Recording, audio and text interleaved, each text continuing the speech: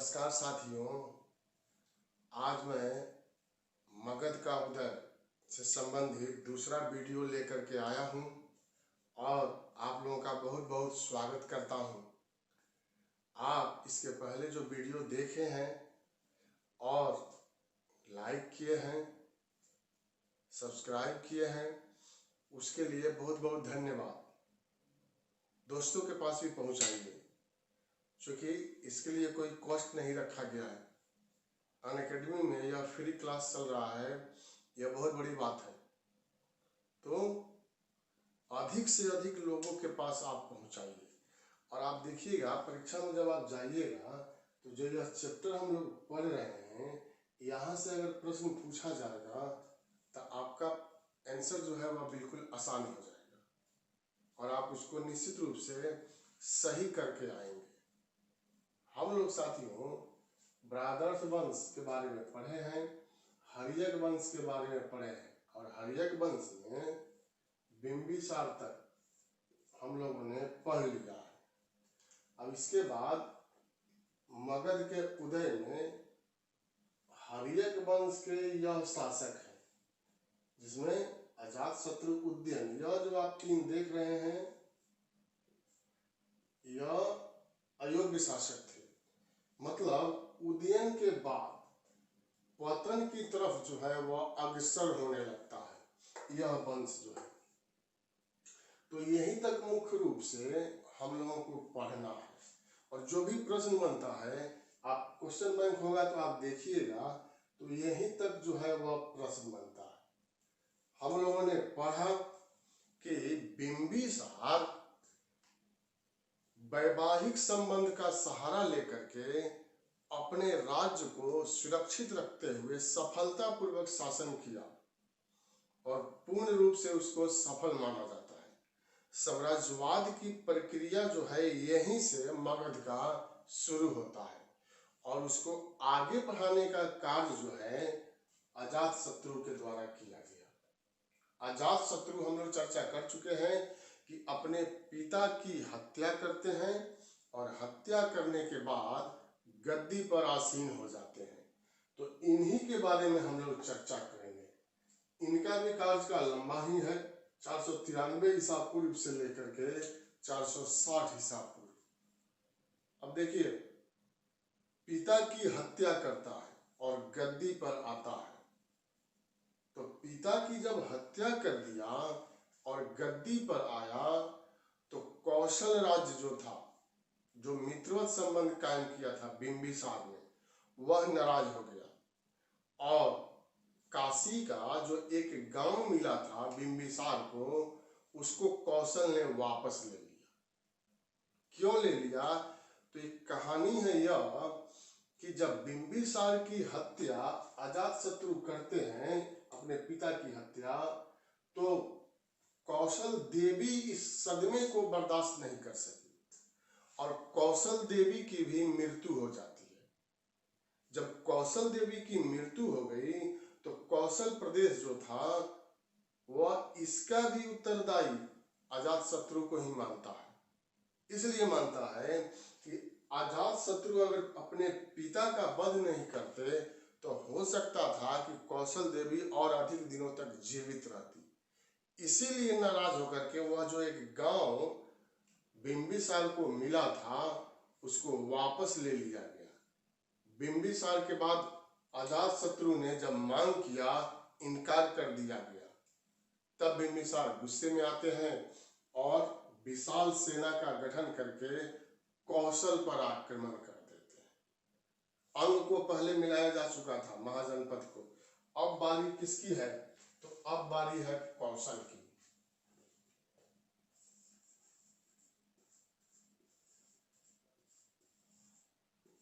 कौशल प्रदेश उत्तर प्रदेश में है। तो अजातशत्रु ने कौशल पर आक्रमण किया और विजयी हो गया। अजातशत्रु यहाँ पर विजयी हो जाते हैं। जब विजयी हो जाते हैं तो संधि किया गया और संधि शर्त के अनुसार कौशल की राजकुमारी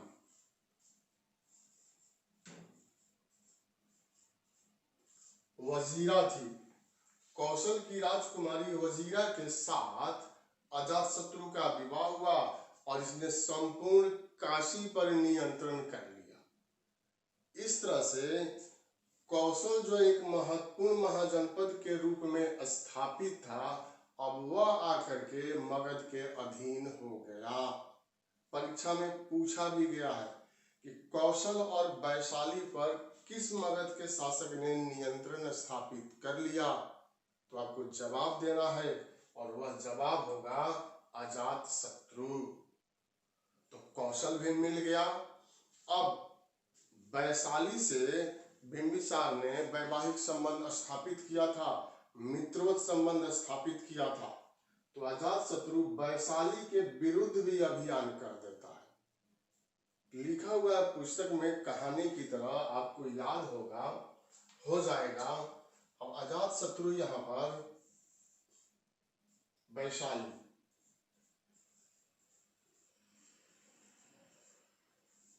इसके विरुद्ध अभियान करते हैं। अब देखिए, वैशाली के बारे में पहले हम लोगों को जानना है। यह वैशाली जो है वर्तमान का हाजीपुर, इसके रूप में इसकी पहचान होती है और विश्व का प्रथम गणतंत्र इसी को माना गया है। तो पहला आपका एक पॉइंट बन रहा है यहाँ पर। अगर आपको परीक्षा में पूछे कि विश्व में पहली बार गणतंत्र की स्थापना कहाँ हुआ, एक तो वह भारत में हुआ, भारत के बिहार में हुआ और बिहार के वैशाली में। तो एक महत्वपूर्ण यहाँ क्वेश्चन आकर के मिल रहा है। और इसी वैशाली की आम्रपाली थी, जो हम लोग चर्चा किए हैं, जिसको भगवान बुद्ध ने बौद्ध धर्म में दीक्षित किया था। आम्रपाली को क्या कहा गया है, आप लोगों को याद होना चाहिए, क्योंकि हम लोग बौद्ध धर्म के बारे में पढ़े हैं जो बिहार से संबंधित है। आम्रपाली को वैशाली का क्या कहा गया, कमेंट बॉक्स में आंसर दीजिए। आम्रपाली को वैशाली का नगर वधु कहा गया है, तो वही यह वैशाली है। अब वैशाली से तो बिंबिसार का मित्रवत संबंध था, क्योंकि यहाँ की राजकुमारी चल्हना के साथ विवाह किया था बिंबिसार ने। लेकिन बात यहाँ पर यह आ गया कि चल्हना के दो और पुत्र हल और बेहल, यह थे, और बिंबिसार हल और बेहल से बहुत अधिक प्यार करते थे, स्नेह करते थे। ऐसा पुस्तक में लिखा हुआ है कि मगध की गद्दी पर जो राजा बैठता था उसके लिए एक खास हाथी होता था और उसके लिए एक माणिक मुक्ता होता था। माणिक मुक्ता अगर ऐसे समझ में नहीं आए तो गला में पहनने वाला हार, और वह मगध के शासक ही पहनते थे। बिंबिसार को वह प्राप्त हुआ था और इस समय बिंबिसार ने वह दोनों चीज इन लोगों के पास छोड़ दिया था, हाथी भी और माणिक मुक्ता भी। जब अजातशत्रु ने मांग किया, वैशाली ने देने से इनकार कर दिया। ननिहाल था हल एवं बेहल का, लिच्छवी या वैशाली, तो देने से जब इनकार कर दिया तब अजातशत्रु जो है इसके विरुद्ध अभियान करते हैं। यहाँ वैशाली में लिच्छवी भी लिख सकते हैं,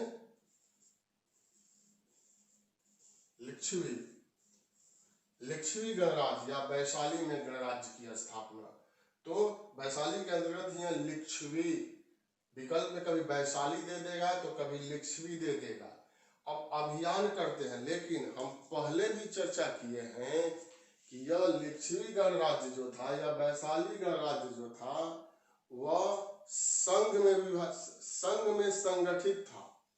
और जब कभी भी संकट पड़ता था तो सभी गणराज्य मिल जाते थे, एक साथ हो जाते थे बज्जी के अधीन।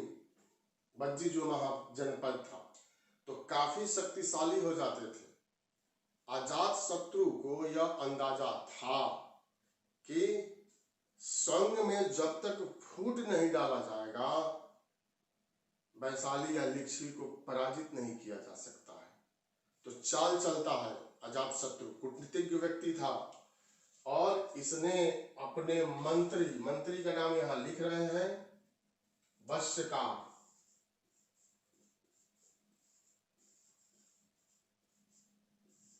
इस वश्यकार को यहां भेज दिया, लिच्छवी भेज दिया या वैशाली भेज दिया। यह बहुत बड़े कूटनीतिज्ञ थे और यह वश्यकार जो हैं लिच्छवी आते हैं या वैशाली आते हैं और संघ में फूट डाल देते हैं। अगर कभी परीक्षा में पूछे कि संघ में वैशाली या लिच्छवी के संघ में फूट डालने का कार्य किसने किया था, तोड़ देने का कार्य उन लोगों को किसने किया, अलग अलग कर देने का कार्य किसने किया, तो वश्यकार ने किया। और जैसे ही संघ में फूट पड़ा अजातशत्रु ने आक्रमण कर दिया और अजातशत्रु इसमें भी विजयी हो जाते हैं। तो दो महाजनपद का विलय या उस पर नियंत्रण करने का श्रेय किसको दिया गया, अजातशत्रु को दिया गया। दूसरा प्रश्न इसमें बनेगा, क्योंकि लोहे के औजार जो है वह बनने लगे थे, लोहा के बारे में पता जो है वह चल गया था, इसलिए पहली बार लोहे के औजार का प्रयोग, हथियार का प्रयोग अजातशत्रु के द्वारा किया गया। और वह किस राज्य के विरुद्ध किया गया, तो वैशाली के विरुद्ध किया गया था। और उसमें इसका प्रयोग सफलतापूर्वक करते हुए अजातशत्रु ने युद्ध में विजयमाला पहन लिया। उस हथियार का, उस औजार का नाम था रथ मुसाल। दूसरा महाशिलाकंटक।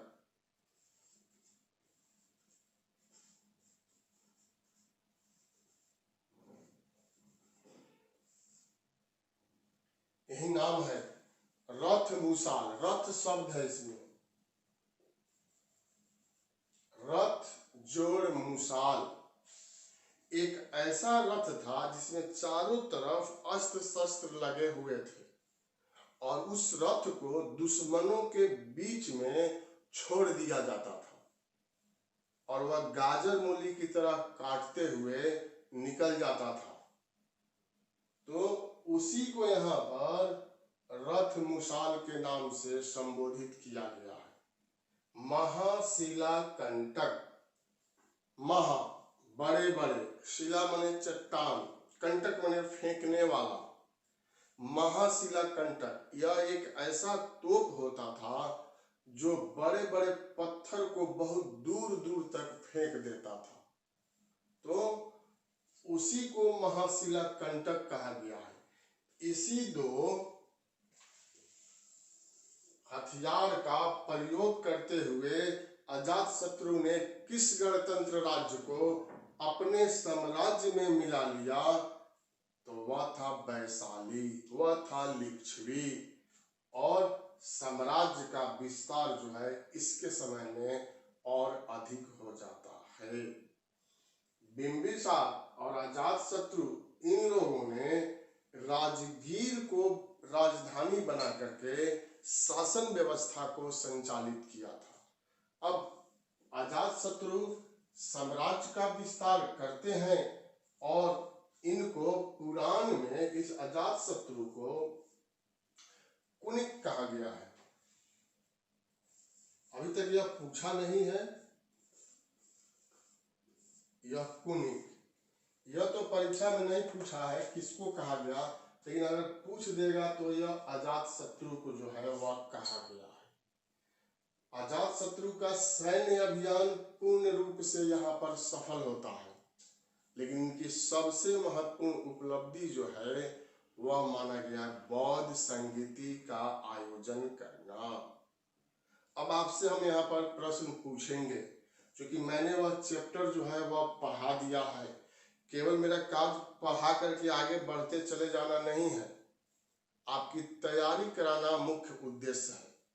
और उसी उद्देश्य को लेकर के मैं इस प्लेटफॉर्म पर आया हूँ, अनअकैडमी के प्लेटफॉर्म पर, कि ज्यादा से ज्यादा विद्यार्थियों के पास, साथियों के पास यह इतिहास का विषय जो है वह पहुंचे और आसानी से उसको आप समझ सके। जो इतिहास नहीं भी पढ़ते हैं, नहीं भी जानते हैं, उसमें भी रुचि जग जाए कि इतने आसान तरीका से इतिहास जो है वह समझा जा सकता है, याद किया जा सकता है। बिहार बीपीएससी की परीक्षा में सफल हुआ जा सकता है। बिहार दरोगा की परीक्षा में भी यह काम देगा, बिहार कर्मचारी चयन आयोग के परीक्षा में भी काम देगा, यूपीएससी में भी यह काम देगा। मुख्य उद्देश्य हम लोगों का है बीपीएससी को लेकर के चला जा रहा है। तो आपसे मैं यह प्रश्न पूछूंगा, अजात शत्रु के समय कौन सी बौद्ध संगीति हुआ? 1 2 3 4 5 इसमें से कौन सा हुआ? पहला बौद्ध संगीति का आयोजन इनके समय में हुआ था। दूसरा प्रश्न वहां बन जाता है, कहां हुआ? प्रथम बौद्ध संगीति कहां हुआ? बताइए आप कमेंट बॉक्स में, जल्दी जल्दी बताइए। राजगीर में हुआ।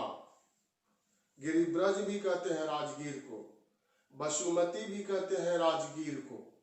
आज भी राजगीर पर्यटन के रूप में बहुत अधिक विकसित होते जा रहा है बिहार में, और उसको विकसित करने का प्रयास भी किया जा रहा है। इसी राजगीर में बिहार में पहला फिल्म सिटी का निर्माण किया जा रहा है। नालंदा विश्वविद्यालय तो है ही, अंतर्राष्ट्रीय हवाई अड्डा भी बनाया जा रहा है, अंतर्राष्ट्रीय खेल अकादमी का बनाने का कार्य भी यहाँ पर शुरू हो गया है।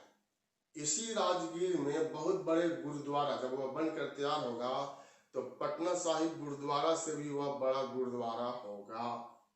और पहले से तो विश्व शांति स्तूप जो है वह राजगीर में है ही। तो बहुत तेज गति से विकास जो है वह राजगीर का हो रहा है। और उसी राजगीर में अजात शत्रु के समय में उन्हीं की देखरेख में प्रथम बौद्ध संगीति का आयोजन किया गया था। साथियों, अध्यक्ष का नाम आपको बतलाना है। कौन अध्यक्ष था? तो महाकश्यप जो थे वह अध्यक्ष थे। और यही सबसे महत्वपूर्ण उपलब्धि जो है यह अजात शत्रु की है, जो 483 ईसा पूर्व में इसका आयोजन जो है वह किया गया था। तो अजात शत्रु से यह महत्वपूर्ण बात है। मैंने पहले भी कहा कि अजात शत्रु ने अपने पिता का वध करके गद्दी को प्राप्त किया था। अब जैसा इन्होंने किया वैसा ही इनके पुत्र ने कर दिया। परीक्षा में हम पूछा जाए आपको, अगर आप नोट नहीं भी किए, कि बिंबिसार किस धर्म के अनुयायी थे? बौद्ध धर्म के। तो अजात शत्रु किस धर्म के अनुयायी थे? बौद्ध धर्म के अनुयायी थे, क्योंकि इन्होंने बौद्ध संगीति का आयोजन कराया था। लेकिन इनके पुत्र उदयन ने इनकी हत्या कर दिया। अब उदयन अजात शत्रु की हत्या कर देते हैं। इसीलिए इतिहास में इस वंश को क्या कहा गया? इतिहास में इस वंश को पितृहंता कहा गया है। बीपीएससी में पूछ दिया है, पितृहंता वंश किसको कहा गया है? बीपीएससी में उदयन के बारे में पूछा जा चुका है, अजात शत्रु के बारे में, बिंबिसार के बारे में पूछा जा चुका है। और बीपीएससी में क्वेश्चन जो है वह दोहराया जाता है, यह आपको ध्यान देना है। तो फिर पूछा जा सकता है, दोहराया जा सकता है। अब उदयन यहाँ पर आते हैं। अब उदयन के बारे में थोड़ा सा हम लोगों को जानना है। तो यहाँ देखिए,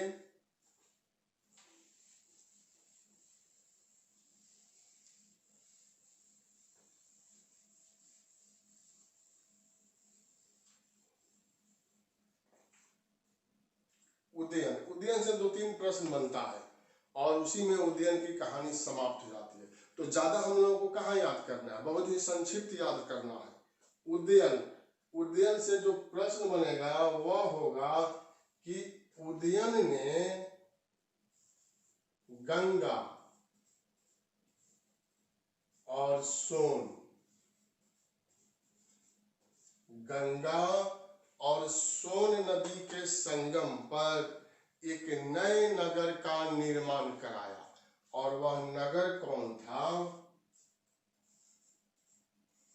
पाटलिपुत्र। तो यह बार बार परीक्षा में पूछा जाता है, पाटलिपुत्र की स्थापना किसके द्वारा किया गया? उदयन के द्वारा किया गया। दूसरा, बीपीएससी में पूछा गया है कि पाटलिपुत्र का प्राचीन नाम क्या था? तो आप यहां देखिए, कुसुमपुर, यह प्राचीन नाम था। कुसुम ध्वज भी कहते हैं इसको। यूनानी लोग आए तो पाटलिपुत्र को उन लोगों ने क्या कहा? पालीब्रोथा।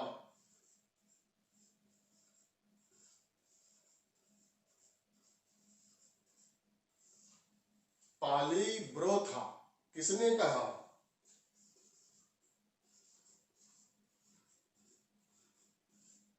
यूनानियों ने पालीब्रोथा कह करके संबोधित कर दिया। अगर परीक्षा में पूछे तो आप जवाब दीजिए। आगे जब हम लोग बढ़ते हैं, मध्यकाल में आते हैं, तो इस पाटलिपुत्र का नाम जो है वह परिवर्तित होता है। मुगल राजकुमार थे अजीम उस शान, यहां देखिए, अजीम उस अजीम उस शान ने इसका नाम बदल करके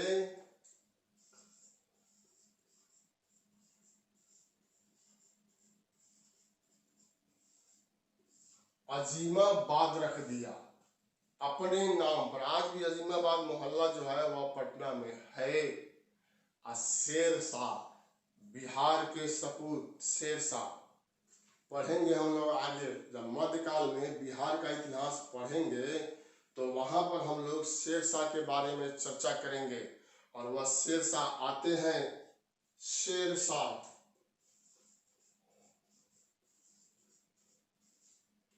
1541 में पटना नाम रख दिया और इसको अपनी राजधानी बना लिया। और उसी समय से पाटलिपुत्र का नाम जो है वह पटना पड़ गया। तो यह है उदयन से संबंधित बात, और उसमें से इतना तथ्य जो है निकल करके सामने आ रहा है। आप स्क्रीनशॉट भी इसका ले सकते हैं या नोट भी कर सकते हैं। मैं बहुत फास्ट में नहीं बोल रहा हूं। तो उदयन ने पाटलिपुत्र की स्थापना की और पाटलिपुत्र से इतना तथ्य जो है वह निकल करके सामने आ गया। कुछ भी पूछे पाटलिपुत्र से, अब आपको जवाब जो है बिल्कुल सही देना है, वह गलत जो है वह नहीं होना चाहिए। और आंसर दीजिए, मेरा भी हौसला बढ़ेगा कि हाँ, मैं जो आप लोगों को बता रहा हूँ, जो पढ़ा रहा हूँ, वह समझ में आ रहा है और आप उसको पॉइंट दर पॉइंट जो है याद करते जा रहे हैं, आत्मसात जो है वह करते जा रहे हैं।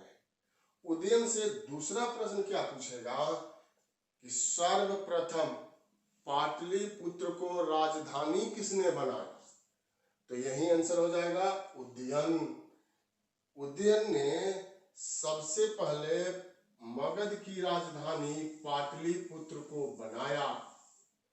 और इसके पहले कहाँ राजधानी थी? राजगीर राजधानी था।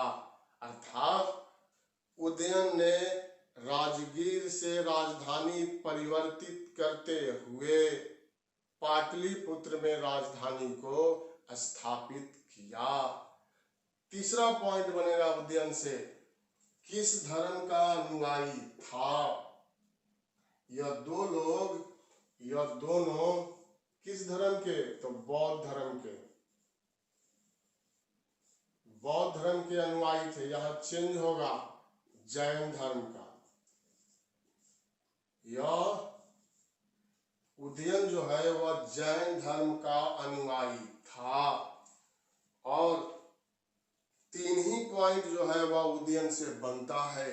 तो इससे आसान क्या चाहिए कि एक शासक के बारे में आप पढ़ रहे हैं और 460 से लेकर के 445 15 सालों के काल का अध्ययन हम लोग यहाँ कर रहे हैं और उसमें 3 ही क्वेश्चन याद रखना है। पाटलिपुत्रा की स्थापना उदयन ने सबसे पहले राजधानी बनाया, पाटलिपुत्र को उदयन ने, और यह किस धर्म का अनुयायी था? तो जैन धर्म का अनुयायी था। इसके बाद यह कमजोर शासक हुए, अनिरुद्ध, मुंड, नागदासक।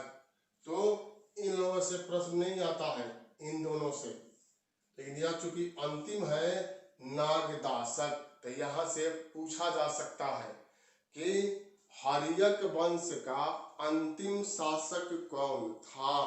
तो क्या जवाब होगा? नागदासक होगा। और नागदासक अंतिम शासक थे, इनकी हत्या कर दी गई, नागदासक की। और हत्या करने वाला कौन था? शिशुनाग।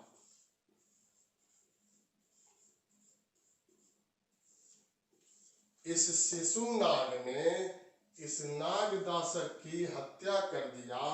इस प्रकार हर्यक वंश जो है, यह वंश हर्यक वंश वह समाप्त हो गया मगध की गद्दी से, और एक नया वंश स्थापित हुआ जिसको इतिहास में शिशुनाग वंश कहते हैं। तो यही तथ्य जो था बचा हुआ था हर्यक वंश से, जो सबसे महत्वपूर्ण वंश माना गया है अब तक का। तो हर्यक वंश के बाद साथियों अब हम लोग क्या पढ़ेंगे? शिशुनाग वंश। यह संक्षिप्त है शिशुनाग वंश, और कुछ ही पॉइंट अगर आप दिमाग में रख लेते हैं, बीपीएससी में आप सही बना करके आएंगे, यह मेरा अटल विश्वास है। तो आप स्क्रीनशॉट ले लिए होंगे और मैं इसको अब मिटा करके शिशुनाग वंश के बारे में यहाँ पर चर्चा करूंगा।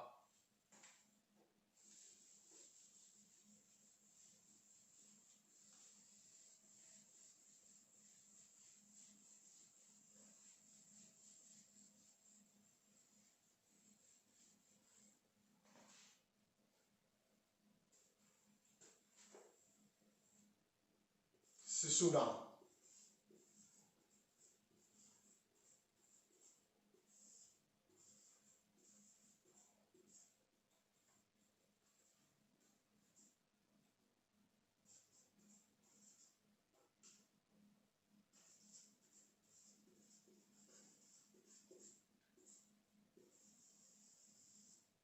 यही है शिशुनाग वंश।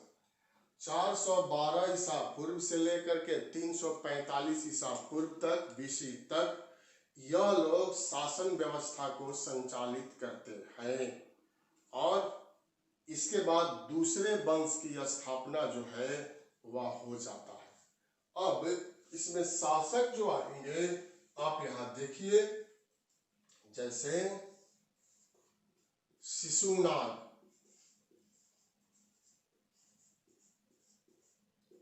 पहला शासक यही है, यह 412 यहां ला देंगे,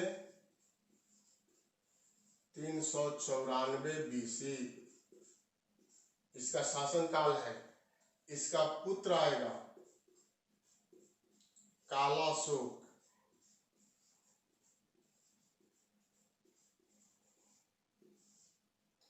394 से 366 बीसी।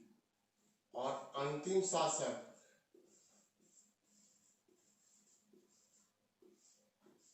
नंदीवर्धन,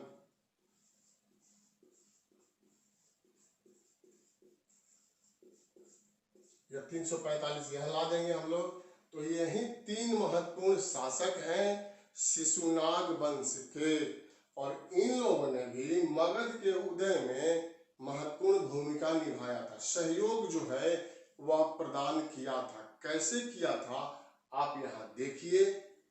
पहला शासक है शिशुनाग। तो शिशुनाग ने हर्यक वंश को समाप्त करके शिशुनाग वंश की स्थापना कर दिया। और इसी के नाम पर इस वंश का नाम जो है वह शिशुनाग हो गया। इसका काल मैंने यहाँ लिख दिया है। शिशुनाग जब गद्दी पर आते हैं, इनकी सबसे महत्वपूर्ण उपलब्धि है अवंती।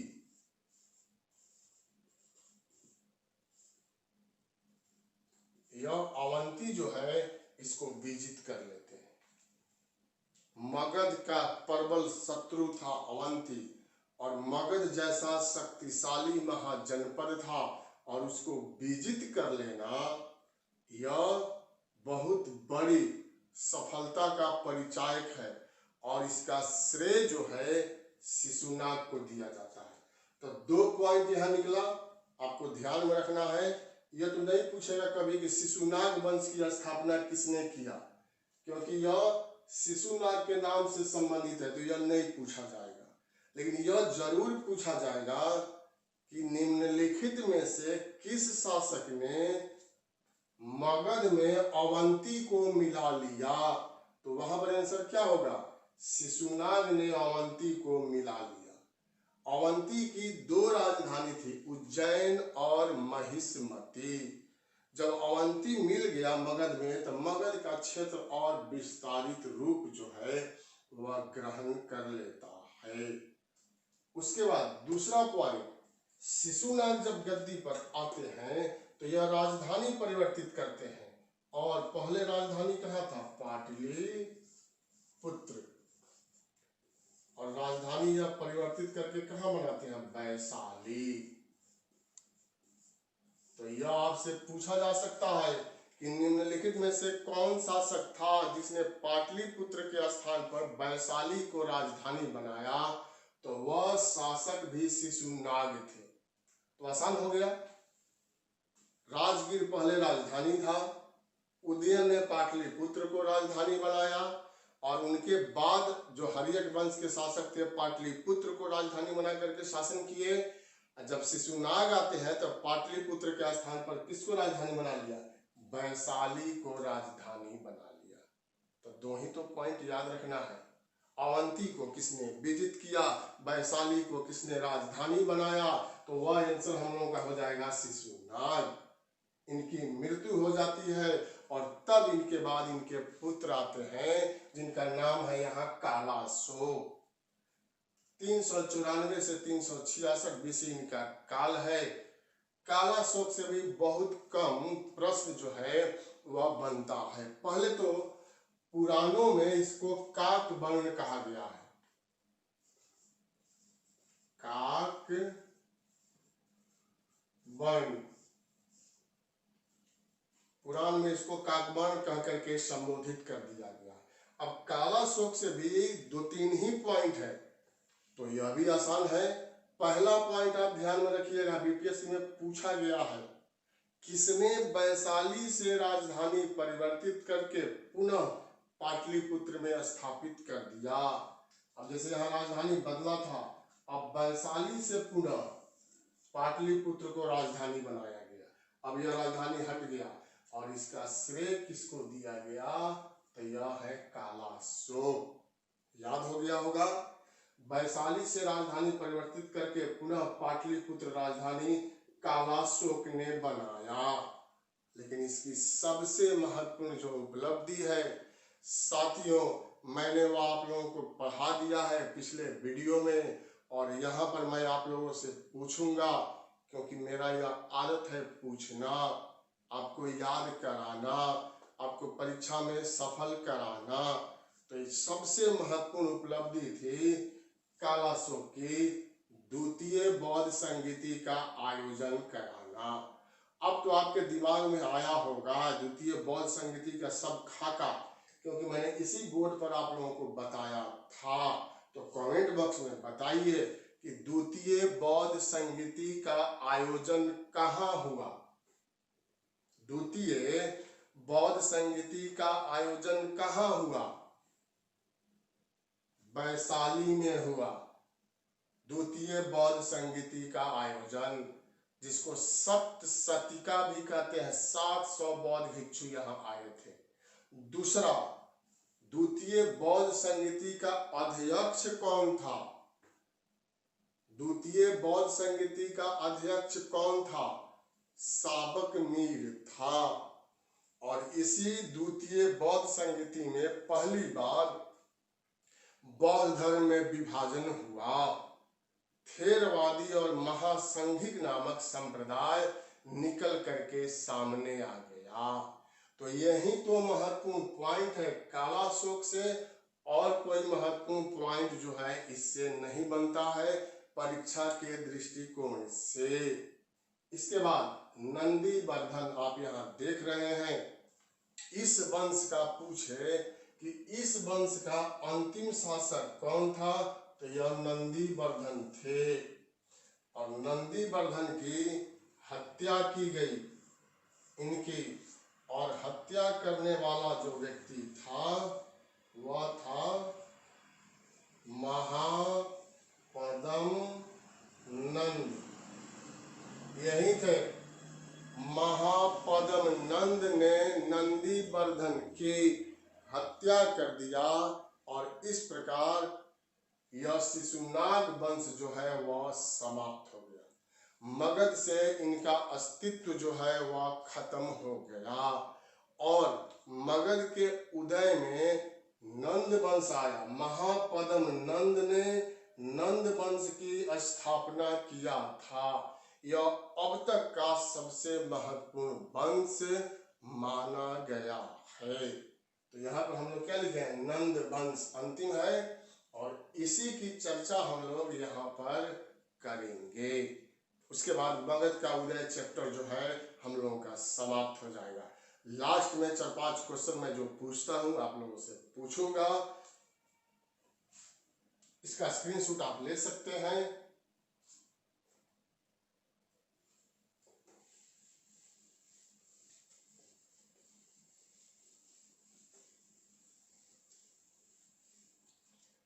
अब अंतिम वंश नंद वंश, और इसके बाद सबसे महत्वपूर्ण वंश मौर्य वंश की बारी आएगी। तो यहां मैं लिख रहा हूं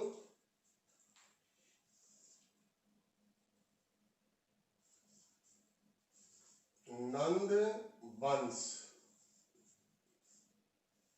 444 344 होगा। यहाँ 344 से 321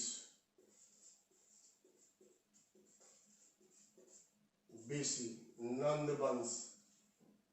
अब नंद वंश में जो शासक हैं महापद्म नंद,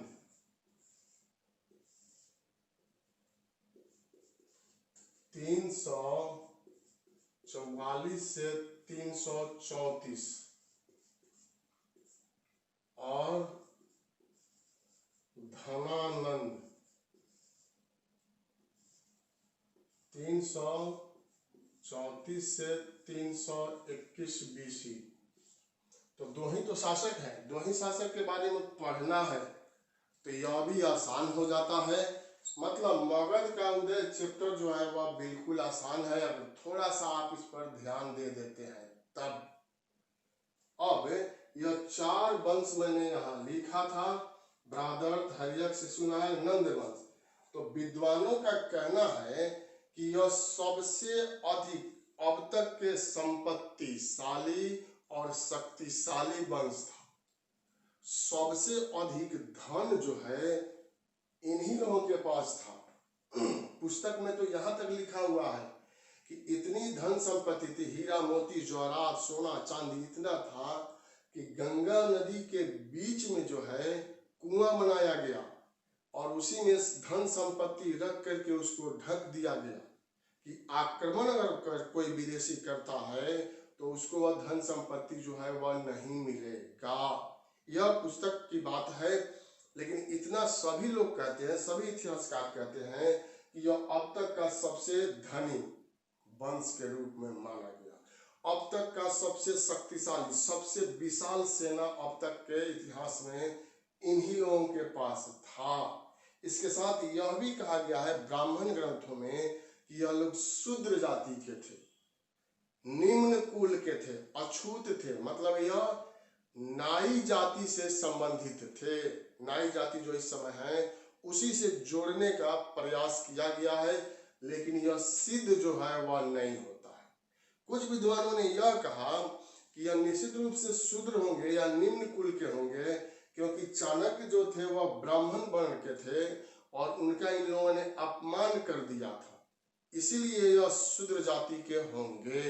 जो भी हो, हम लोग परीक्षा के दृष्टिकोण से यहाँ देखेंगे कि नंद वंश की यह स्थापना महापद्म नंद के द्वारा किया गया।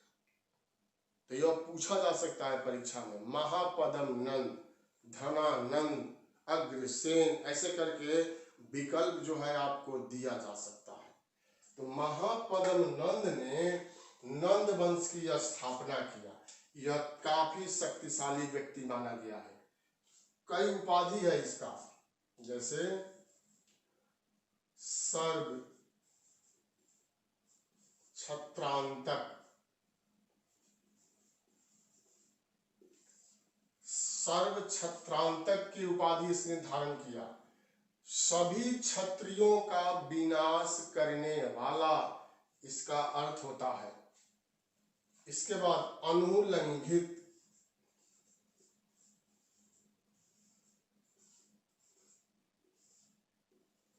अनुलंघित की उपाधि भी महापद्म नंद के द्वारा धारण किया गया था। इसके बाद एक राट, ये परीक्षा में पूछा जाता है, आपको याद रखना है। इन तीनों में सबसे पहले इसको याद रखना है, एक राट की उपाधि किसने धारण किया? महापद्म नंद ने धारण किया था। एक राट का मतलब यह राष्ट्र। महापद्म नंद ने अपने आसपास के सभी राज्यों को जीत करके एक राष्ट्र के रूप में परिवर्तित कर दिया, एक राष्ट्र के रूप में, और इसी उपलक्ष्य में एक राट की उपाधि जो है वह धारण कर लेता है। तो यह परीक्षा में पूछेगा, आपको याद रखना है सबसे पहले महापद्म नंद में। दूसरा, परशु भी इसको कहा गया है, परशुराम से जोड़ा गया है और इसको परशु कह करके संबोधित किया गया है। महत्वपूर्ण तथ्य है। तो कई उपनामों से या कई उपाधियों से इसको सम्मानित किया गया या इसने स्वयं धारण कर लिया, जिसमें आपको सबसे पहले याद रखना है एक राट की उपाधि महापद्म नंद। अब दूसरा पॉइंट क्या बनता है, यह आप देखिए, पहला शासक कौन था जिसने कलिंग को जीत लिया? अशोक के पहले भी कलिंग को जीता गया था और यह महापद्म नंद ही है जिसने कलिंग को जीता। तो दूसरा पॉइंट हो जाएगा, पहला पॉइंट एक राट, दूसरा पॉइंट कलिंग को इसने जीत लिया। कलिंग की पहचान वर्तमान में ओडिशा राज्य के रूप में किया जाता है और कलिंग को जब यह विजित करता है तो वह सिंचाई व्यवस्था पर ध्यान दिया। पूछा गया है परीक्षा में कि सर्वप्रथम कलिंग में नहर निर्माण कराने का कार्य किसके द्वारा किया गया? तो क्या आंसर होगा? महापद्म नंद ने नहर का निर्माण कराया था। तो दूसरा पॉइंट वह याद रखिएगा, कलिंग से यह जीन की मूर्ति, जैन धर्म की मूर्ति जिसको जीन कहा गया है, कलिंग से जीन की मूर्ति लाया और पाटलिपुत्र में उसको ला करके स्थापित कर दिया था, जिसको बाद में खारवेल यहाँ से ले जा करके पुनः कलिंग में स्थापित किया। तो यही 3 पॉइंट है साथियों। एक राट की उपाधि किसने धारण किया? महापद्म नंद ने। कलिंग को सबसे पहले किसने जीता? महापद्म नंद ने। कलिंग में सबसे पहले नहर का निर्माण किसने कराया? महापद्म नंद ने। और ये भी साथ में याद रख लेना, अभी तक पूछा नहीं है कि जिन की मूर्ति को उठा करके पाटलिपुत्रा में ला करके किसने स्थापित कर दिया? महापद्म नंद ने। तो शक्तिशाली यह लोग थे। अब साथियों, इसके बाद इस वंश का अंतिम शासक है धनानंद। तो धनानंद भी बहुत अधिक शक्तिशाली था। यह माना गया है कि इन लोगों की सेना में पैदल 2 लाख, पैदल सेना 2 लाख था। अश्वरोही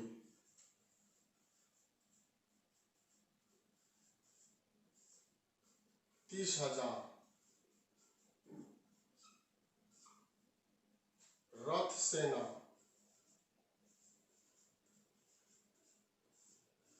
4,000, गज सेना 2,000, 3,000 साथी, 3,000। यह 20 हो जाएगा, यहाँ गलती हो गया था, 20,000। पैदल सेना 2 लाख, अश्वरोही सेना 20,000, रथ सेना 4,000 और गज सेना यह जो है यह 3,000। विश्व में इतना विशाल सेना किसी के पास अभी नहीं था। उस समय की बात कर रहा हूं, तत्कालीन समय की। और इसी के बल पर इन्होंने साम्राज्य, महाजनपद को साम्राज्य के रूप में परिवर्तित किया। अब जो है अंतिम शासक है धनानंद। धनानंद को यूनानियों ने, इस धनानंद को यूनानियों ने अग्रमीज कहा है।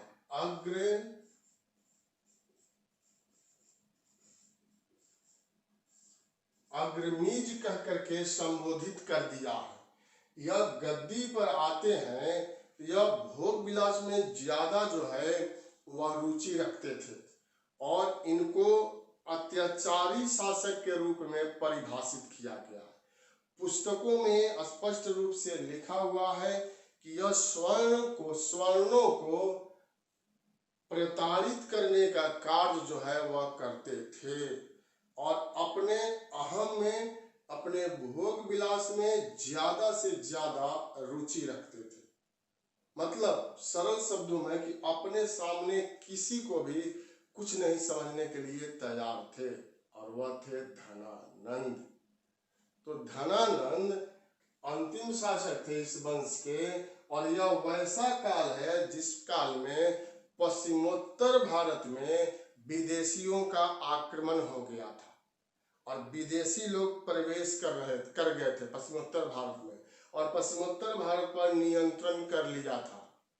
तक्षशिला के निवासी थे चाणक्य, और उन्होंने सुन रखा था कि मगध का शासक जो है धनानंद वह काफी शक्तिशाली है, तो वह इनकी सहायता लेने के लिए पाटलिपुत्र आते हैं। कहानी में भी आप सुने होंगे कि चाणक्य धनानंद की सहायता चाहते थे यूनानियों को भारत से निकालने के लिए, और वह पाटलिपुत्र आए, लेकिन धनानंद ने भरे राज दरबार में उनका अपमान कर दिया, और उसी अपमान का बदला जो है कौटिल्य के द्वारा लिया गया। कौटिल्य ने चंद्रगुप्त मौर्य के माध्यम से इस वंश का अंत करा दिया और नंद वंश मगध से समाप्त हो जाता है और एक नए वंश की स्थापना होती है जो सबसे महत्वपूर्ण वंश था प्राचीन भारत के इतिहास में भी और बिहार के इतिहास में भी, और वह वंश था मौर्य वंश। चंद्रगुप्त मौर्य ने धनानंद की हत्या कर दिया और इस वंश का अंत हो गया, और उसी के बाद चंद्रगुप्त मौर्य ने मौर्य वंश को स्थापित किया। और यहाँ से मौर्य वंश की कहानी जो है अब हम लोग पढ़ेंगे। साथियों, 1-2 पॉइंट और यहाँ पर आपको जानना है। यह जानना है कि परीक्षा में पूछा गया है कि सिकंदर महान ने जब भारत पर आक्रमण किया था तो भारत का शासक कौन था? तो यह धनानंद था।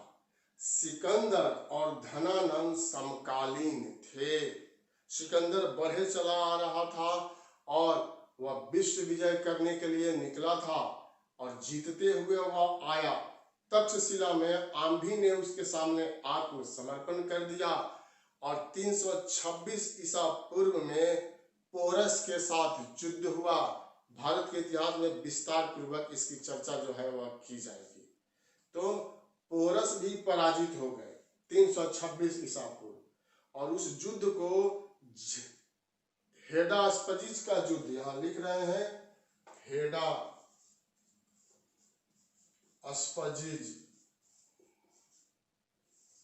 का युद्ध के नाम से संबोधित किया जाता है या वितस्ता का युद्ध भी उसको कहते हैं। तो इस युद्ध में सिकंदर महान ने पोरस को पराजित किया। तो कभी कभी पूछ देगा कि सिकंदर महान ने भारत पर आक्रमण कब किया? तो 326 ईसा पूर्व में उसने आक्रमण किया था और पोरस को राज्य लौटा करके उसको मित्र बना लिया था।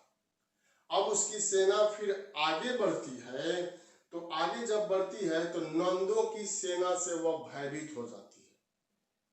नंदों की सेना के बारे में उन लोगों ने सुन रखा था कि 2 लाख पैदल सैनिक और उसके बाद यह सैनिक हैं।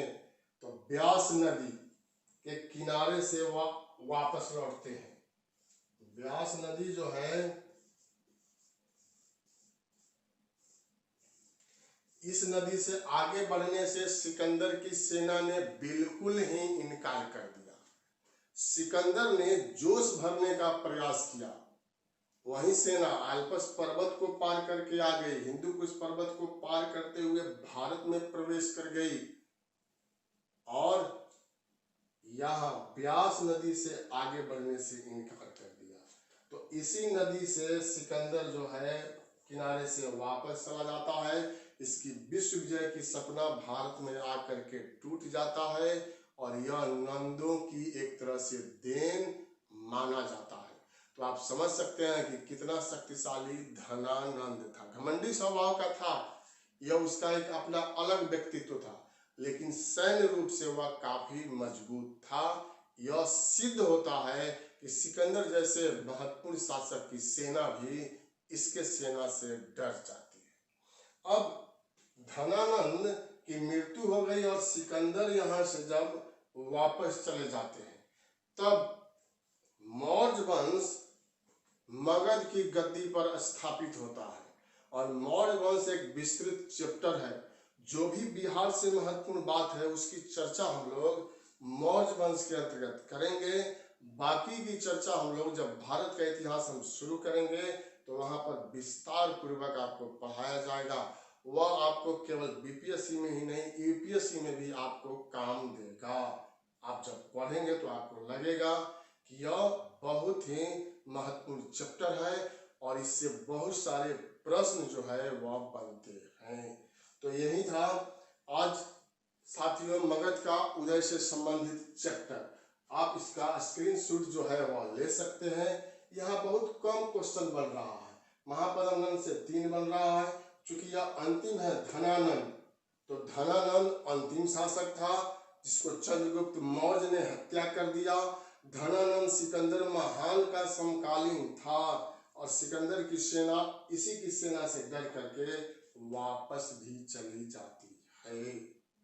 अब बारी है कि जो मैं आप लोगों से 4-5 प्रश्न पूछता हूं वह प्रश्न पूछने का समय आ गया है। पूछे ना प्रश्न आप लोगों से। 1-2 मिनट में 5 प्रश्न का अगर आप जवाब देते हैं, 5 प्रश्न याद हो जाता है तो इससे अच्छा क्या हो सकता है। और मैं वही प्रश्न पूछूंगा जो इसके पहले वाले वीडियो में आप लोगों ने पढ़ा है।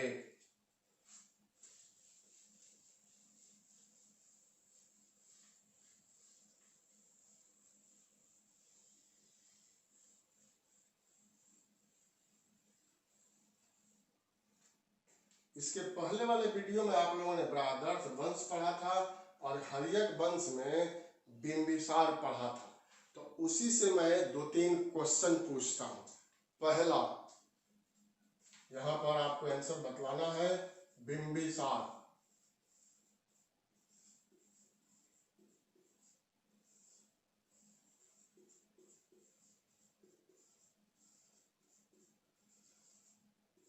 बिंबिसार का राज्य वैद्य कौन था? आंसर आपको बतलाना है। आप कमेंट बॉक्स में जल्दी से आप आंसर दीजिए। पहला क्वेश्चन है। दूसरा, बिंबिसार ने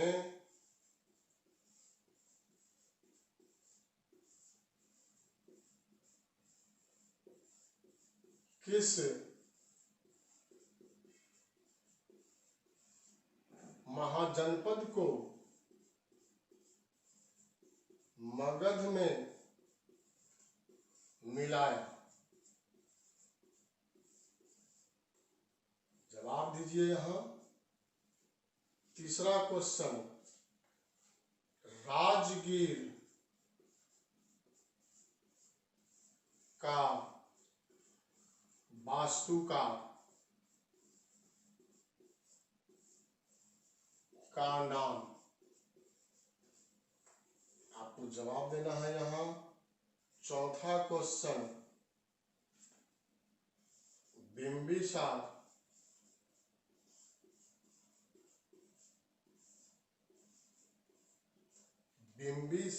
ने किसके पास जीवक को भेजा?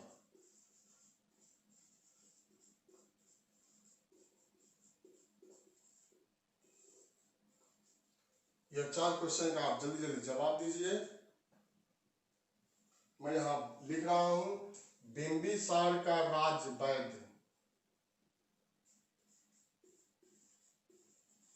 जीवक, यह आंसर होगा। बिंबिसार ने किस महाजनपद को मगध में मिलाया? तो किस महाजनपद को मगध में मिलाया? अंग को जीत लिया था। और राजगीर के वास्तुकार का नाम क्या था? महागोविंद।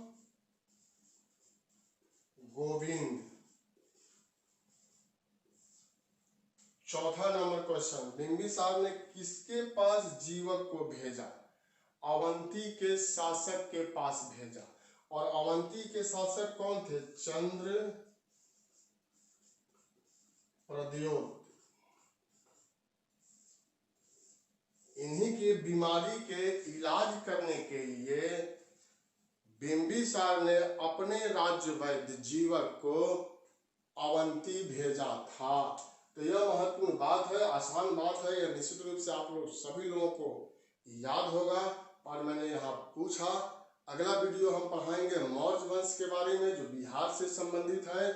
और 4-5 प्रश्न जो है यहाँ से पूछेंगे, हर्यक वंश, शिशुनाग वंश और नंद वंश। तो यह आपको ध्यान में रखते जाना है। वही प्रश्न मैं पूछूंगा जो बार बार बोल रहा हूँ कि परीक्षा में यह आता है। मेरा उद्देश्य है कि आपको यह याद करा दिया जाए वीडियो देखने के क्रम में ही, क्लास करने के क्रम में ही, और आप एकदम निश्चिंत होकर के जाएं कि इस चैप्टर से कोई भी प्रश्न आएगा तो वह छूटने वाला नहीं है। इसका भी आप स्क्रीनशॉट चाहें तो साथियों ले सकते हैं। अब यहाँ पर एक अलग से आप लोगों की बात, जो चैप्टर से संबंधित नहीं है लेकिन तैयारी से संबंधित है। तैयारी में जब आप लग गए हैं, कदम आगे आपने बढ़ा दिया है, तो कदम को पीछे नहीं करना है। यह माना गया है जो अंतिम समय तक लगा रहता है वह बीपीएससी में निश्चित रूप से पास होता है और वह अपनी मंजिल को प्राप्त करके ही घर जाता है। आप इस तरह से समझिए ना कि बीपीएससी में आप अधिकारी बन गए, पूरे बिहार में आपका नाम हो जाता है। कोई नहीं जानता है। जो आपको नकारात्मक दृष्टिकोण से देखता है वही आपसे मिलने के लिए आएगा और सकारात्मक दृष्टिकोण से बात करेगा। दूर दराज के रिश्तेदार आपसे रिश्ता जोड़ने के लिए आ जाएंगे लोगों से कहेंगे कि यह तो मेरे दूर का रिश्तेदार है जो बीपीएससी में कंप्लीट कर गया, तो उस समय जो आपकी खुशी की अनुभूति होगी उसका कोई सीमा, उसका कोई मोल नहीं होता है। तो इतनी बड़ी चीज को हासिल करने के लिए थोड़ा सा तो मेहनत करना होगा, और वह आप ही को करना होगा। मैं तो यहाँ बतला रहा हूँ, बोर्ड पर आपको लिख करके बतला रहा हूँ, ये तो पुस्तक में भी लिखा हुआ है, लेकिन यहाँ बतलाने का मतलब, यहाँ पढ़ने का मतलब है कि बहुत सारी बातें आप नहीं पढ़े, उसमें से हम लोगों ने महत्वपूर्ण बात को निकाल करके आपके पास पहुंचाने का प्रयास कर रहे हैं। और चूंकि उसी में से प्रश्न भी आता है, तो कम समय में ज्यादा से ज्यादा तैयारी कराने का मकसद ही होता है कोचिंग में पढ़ना, कि आप बेमतलब का समय दूसरे में नहीं गंवाएं, बहुत सारी पोथियों का अध्ययन नहीं करें, जो महत्वपूर्ण बात है उसका अध्ययन करके और परीक्षा में पास कर जाएं। बहुत बहुत शुभकामना आप लोगों को, बहुत बहुत धन्यवाद आप लोगों को वीडियो देखने के लिए। लाइक तो जरूर कीजिए, आप वीडियो देख रहे हैं बहुत सारे लोग, लेकिन बहुत सारे लोग लाइक नहीं कर रहे हैं, बहुत सारे लोग शेयर नहीं कर रहे हैं। यह बार बार कहना थोड़े अच्छा लगता है, लेकिन फिर भी जब आप नहीं करते हैं तब कहा जाता है। लाइक कर दीजिए, शेयर कीजिए, अच्छा लगे तभी कीजिए, और दूर दराज के विद्यार्थियों के पास इसको पहुंचाने का कार्य कीजिए। पुनः एक बार आप लोगों को बहुत बहुत धन्यवाद।